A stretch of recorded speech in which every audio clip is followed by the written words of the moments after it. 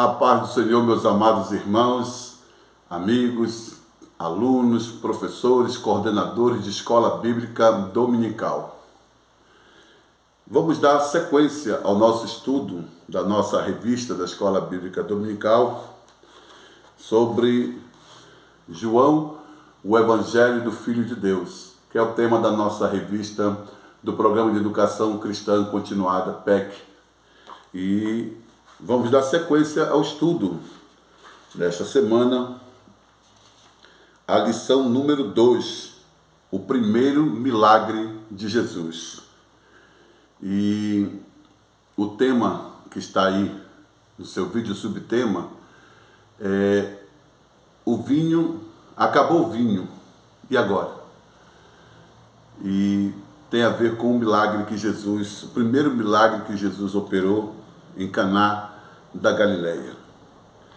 E, como sempre eu gosto de fazer, indicar os livros de apoio, João, as Glórias do Filho de Deus, de autoria do pastor Hernando Dias Lopes, que é o comentarista desta revista, e também o meu livro, Uma Breve Introdução ao Evangelho de João, a Divina Revelação do Filho de Deus.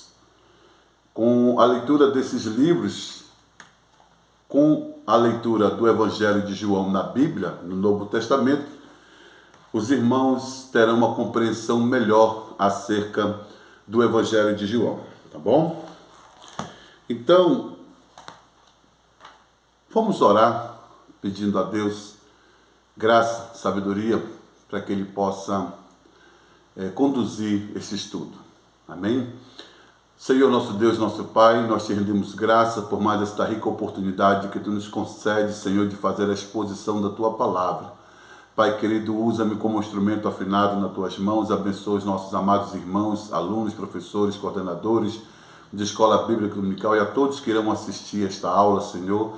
Abençoa grande e copiosamente a cada um dos Teus filhos. Ser conosco nos dá sabedoria, graça, sabedoria, inteligência espiritual, Senhor, para conduzirmos este estudo na direção do Teu Espírito Santo, Pai querido, em nome de Jesus. Amém.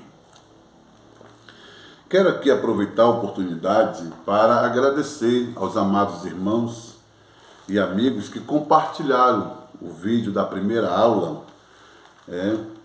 e graças a Deus nós alcançamos aí, somando os dois vídeos, tanto da revista do PEC quanto da CPAD, 150 visualizações. Tá? Eu quero render graças a Deus pela vida de cada um dos irmãos.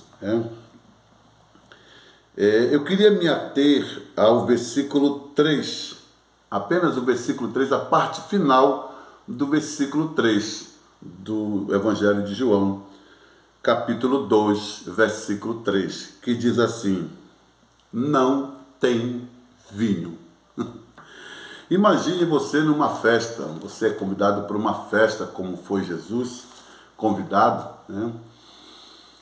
E no melhor da festa, a festa está acontecendo e, de acordo com a tradição, era uma festa que poderia durar aí cerca de 3 a 5 até uma semana de dias, uma festa de casamento.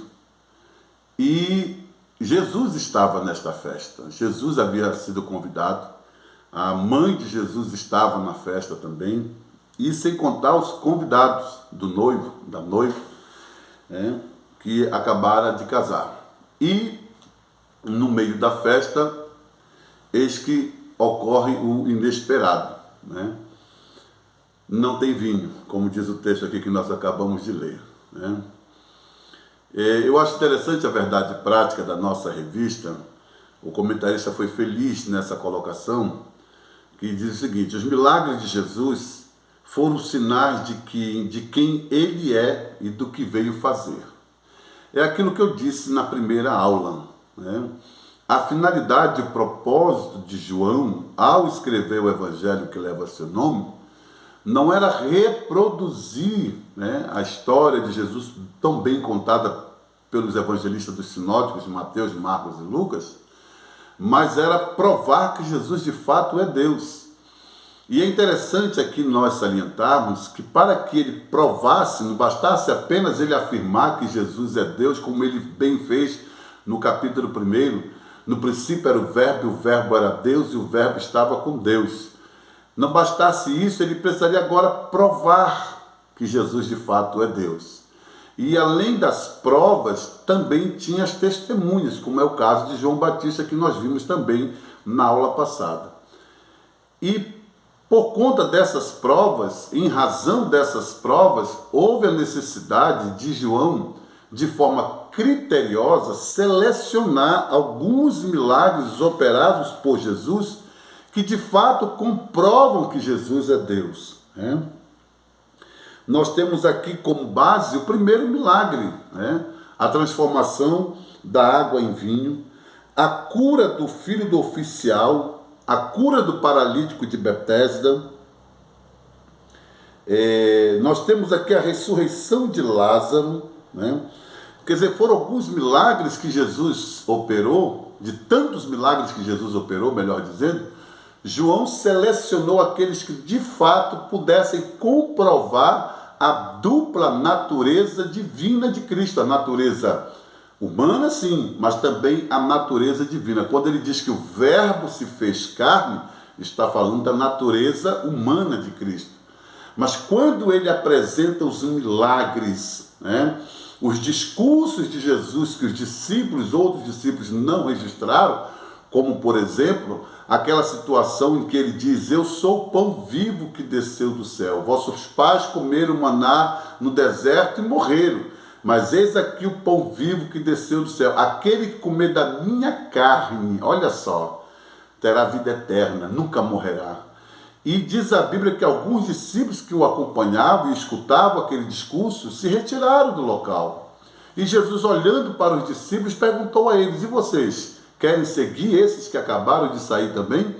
Então foi quando Pedro diz: para onde iremos nós, se só tu tens a palavra de vida eterna? Então, como eu disse na aula passada também, aquele episódio que Charles Swindoll registrou no seu livro, daqueles alunos, que quando indagado pelo professor acerca de Jesus, o que eles achavam acerca de Jesus? Neste livro aqui ele conta esse episódio, da editora Ragnos, comentário bíblico de João, do Charles Swindoll.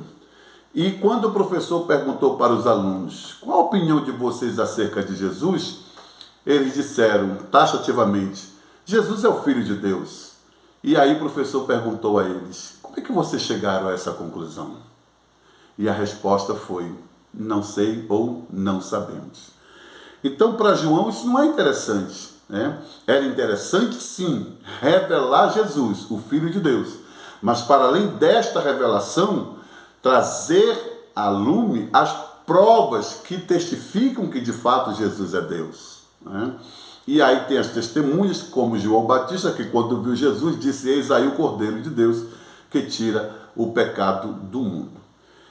E agora João vai apresentar os milagres, e dentre eles, da nossa lição, é justamente o milagre da transformação da água em vinho, que começou, olha só, o cenário, um casamento, o casamento. E Jesus havia sido convidado para este casamento. E é fato que durante a festa estava transcorrendo tudo na sua maior normalidade, mas eis que de repente acabou o vinho. Aí, como eu disse agora há pouco, imagine você em uma festa, sendo convidado, e o melhor, que está ali para ser oferecido aos convidados, além da comida, dos alimentos, é a bebida, que no caso ali era o vinho.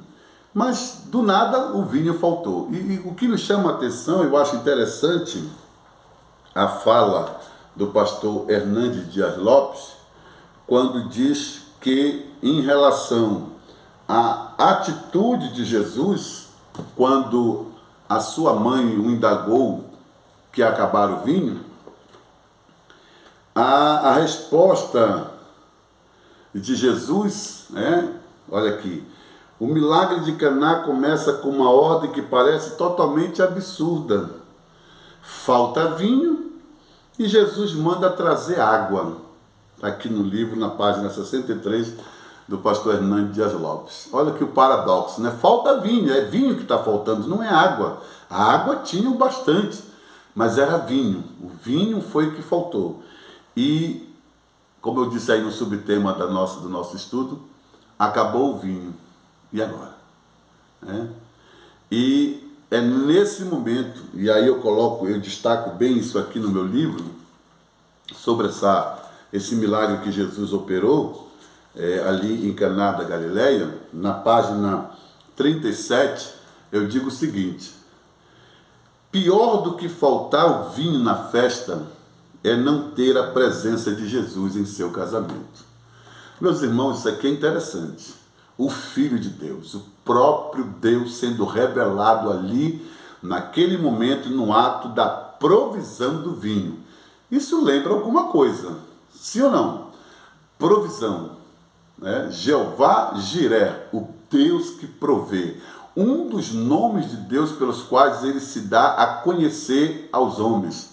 Lembra que ele é o Elohim, ele é o Samá, ele é o Tsidekeno, ele é o Deus Jeová Rafá, mas também é o Deus Jeová Jiré, o Deus que provê. Então, quando Jesus, nesse exato momento, aguarda a ocasião certa, o momento certo para operar o milagre, para a partir deste milagre se apresentar ao mundo, ele está, em tese, dizendo: aqui está entre vocês o Deus provedor. Não é à toa que o nome dele é Emmanuel, Deus conosco, o Verbo encarnado. Estava ali agora presente entre eles, e é como eu disse agora, pior do que faltar vinho na festa é não ter a presença do Filho de Deus, que não era aquele caso, faltou vinho, mas Jesus estava ali presente. E no momento certo, a ordem que ele deu foi trazer as taças, as talhas, para que enche de água, e ali ele pôde operar um milagre. Então, a lição nos faz lembrar que é necessário a presença de Jesus, para que um milagre aconteça. A fé é suficiente, não tenha dúvida. Eu estou escrevendo um livro, inclusive intitulado Fé Suficiente para Crer, aprendendo a exercitar a fé. Mas para além da fé, é necessário que nós venhamos também materializar a nossa fé, crer no impossível, E a presença de Jesus, a garantia de que Jesus está conosco e que há de nos atender, realmente isso faz toda a diferença. Jesus estava no casamento, Jesus estava no barco enquanto a tempestade veio com força para cima da embarcação. Jesus estava dormindo, mas estava no barco. Olha que interessante isso aqui. A presença de Jesus é indispensável em nossas vidas, em todas as áreas das nossas vidas, inclusive você que constituiu uma família. Eu sempre costumo dizer que o casamento, de fato, é uma instituição divina, mas a responsabilidade da preservação deste casamento é dos cônjuges. Ou seja, é importante que você tenha isso como primazia. Jesus na minha família, Jesus na minha casa. Lembra aquele episódio daquele centurião? Senhor, eu não sou digno que entreis em minha casa, mas diz uma palavra e o meu criado será salvo. Lembra aquela situação que Jesus, olhando para Zaqueu, disse: hoje eu vou na tua casa, hoje convém ir na tua casa, pousar na tua casa, Então, todas essas manifestações revelam que Jesus estava ali se identificando como o próprio Deus. Existem dois termos na teologia que é preciso a gente se familiarizar com isso aqui: transcendência e imanência. Transcendência, Deus é tudo isso que nós acabamos de falar. Deus é o Criador, Deus é o Jeová Rafá, Ele é o Jeová Elohim, Ele é Senhor, Ele é soberano, Ele é onipresente, Ele é onipotente. A transcendência divina é um fato, é real, mas também nós temos a imanência. A imanência diz que este Deus, que é tudo isso que a Bíblia registra que Ele é, fala, e nós cremos que Ele é tudo isso, é também um Deus que se relaciona com as criaturas. Olha que interessante. O Verbo encarnado, o Deus que se revela humanamente, como fez com Jesus, através de Jesus. Jesus é Deus. A gente tem que entender também, salientar que em todos os 4 evangelhos, aí aqui isso eu falo com muito temor, por sinal, né? Mas em nenhum dos 4 evangelhos você vai ver a frase taxativa, direta ou explícita, Jesus dizendo ou afirmando: eu sou Deus. Mas quando ele diz: eu sou o caminho, eu sou a verdade, eu sou a vida, eu sou a ressurreição e a vida, eu sou o bom pastor, eu sou a porta. Isso nos faz lembrar lá em Êxodo, quando Moisés, indagando com Deus, pergunta: eu vou chegar diante do povo de Israel, eles vão perguntar: quem foi que te viu? Eu vou dizer o que para eles? Qual foi a resposta de Deus? O eu sou enviou a vós. Eu sou o que sou. E quando Jesus se apresenta dizendo: eu sou o caminho, a verdade e a vida, ele está dizendo sim que ele é tal como Pai, Deus, tal como o Espírito Santo, Deus. Daí a questão da Trindade, né? Tão bem revelada na Bíblia. Amém? Então, nós temos aqui, irmãos, este milagre operado por Jesus, que de fato vem só para confirmar a sua deidade, né? E aí isso envolve o que? A transformação. O que o Evangelho, o poder de Deus é capaz de fazer em nossas vidas, transformar o mais vil pecador numa nova criatura. Esse poder transformador de Cristo, transformar água em vinho, nos revela o poder que ele tem de nos transformar. Paulo disse: portanto estais em Cristo, nova criatura. As coisas velhas se passaram e eis que tudo se fez novo. Nós temos aqui um problema identificado de uma situação que ocorre no casamento, falta algo no casamento e Jesus entra em ação para resolver o problema, que é o destaque do tópico 2 na sua revista. E Maria sabia que Jesus tinha competência e tem competência para fazer coisas muito mais maravilhosas do que ele fez, né? Mas ela esperou o tempo certo, o momento certo para conversar com Jesus, dialogar com ele, colocar diante dele a situação, e Jesus, com muita humildade, realizou este milagre no meio da família. Imagine o que aquilo não produziu para os familiares: a alegria, né? O gozo, a alegria, né? A esperança, né? Todos ali puderam se alegrar, né? Se jubilar com o casal, porque a presença de Jesus era real naquele lugar. Então, nós precisamos entender que os milagres de Jesus registrados por João são muito mais do que milagres, são sinais que revelam quem de fato ele é, né? Então isso fica deixa para cada um de nós, cada um que estão nos assistindo. Convide Jesus para o seu casamento, convide Jesus para estar com você na sua família, na sua casa, no seu trabalho. Tenho certeza que grandes coisas Deus há de operar no meio da sua família, tá? Identifique o problema, né? O tópico 2 de Jesus resolve.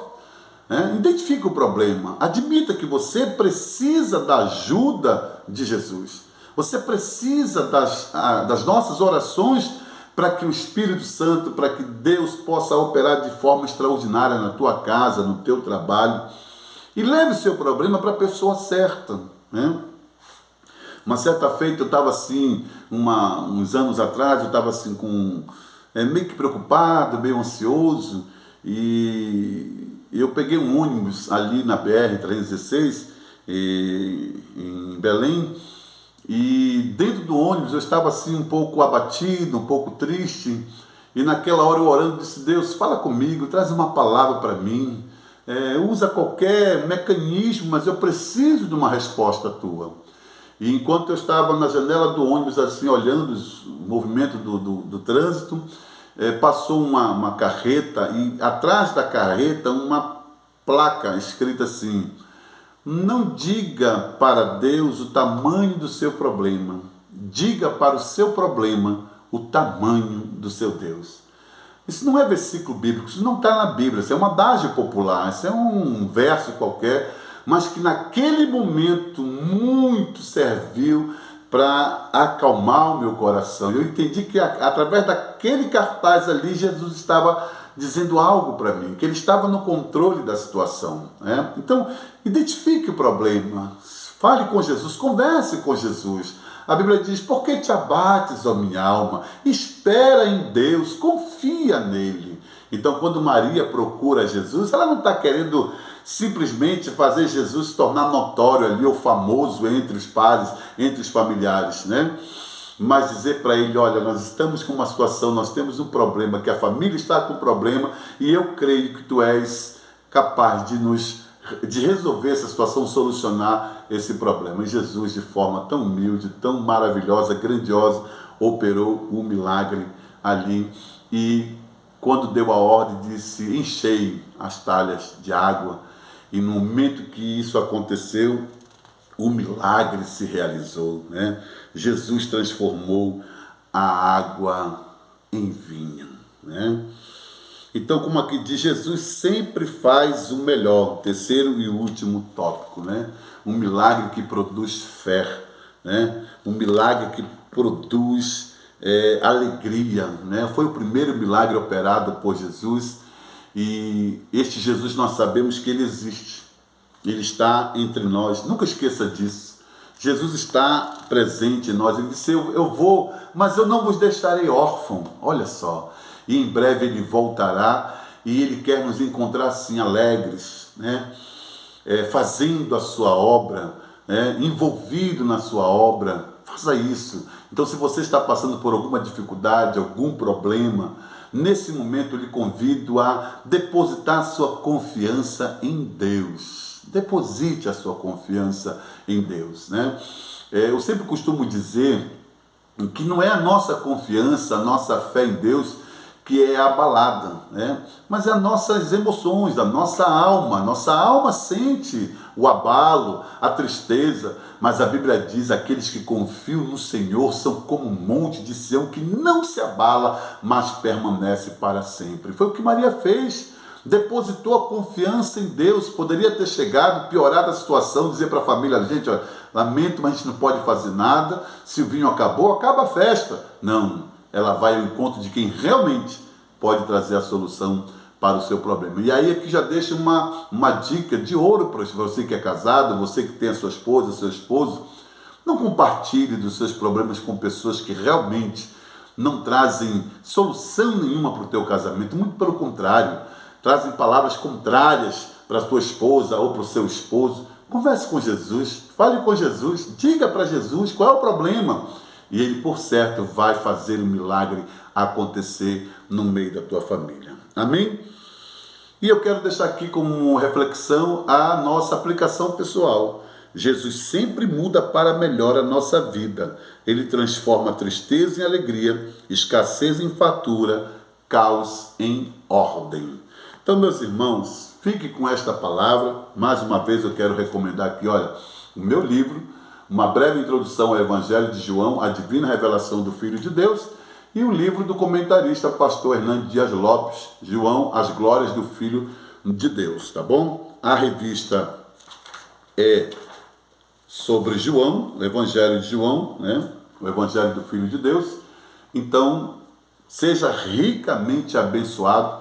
E eu quero neste momento aproveitar esse momento finais para fazer uma oração por você e pela sua família. Ore comigo. Senhor, nosso Deus e nosso Pai, quero te agradecer, Deus, por esses momentos que passamos aqui, Senhor, aprendendo contigo a tua palavra, Senhor. Eu te peço uma bênção toda especial por este homem, por esta mulher, por este pai, por esta mãe, por este filho, por esta filha, por esta família de modo geral, Senhor. Abençoa, Senhor, guarda, protege, livra de todo mal, restaura casamento, Senhor, restaura vidas pelo poder da tua palavra, pelo poder que há no sangue de Jesus. Assim como transformou a água em vinho, Senhor, transforma a vida deste homem e desta mulher, para que teu nome seja glorificado em nome de Jesus. Que Deus em Cristo nos abençoe.